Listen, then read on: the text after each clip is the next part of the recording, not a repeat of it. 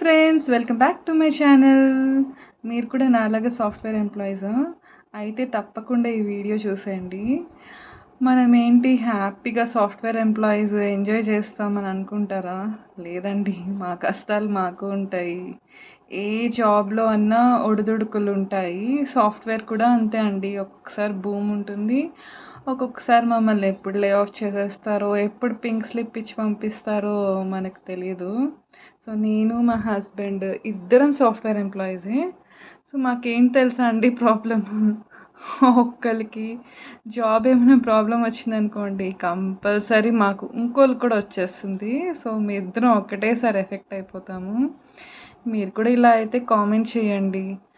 Software employees ముఖ్యంగా గుర్తుపెట్టుకోవాల్సింది ఏంటంటే అట్లీస్ట్ 6 months శాలరీ బ్యాకప్ పెట్టుకోవాలండి. లేకపోతే చాలా కష్టము.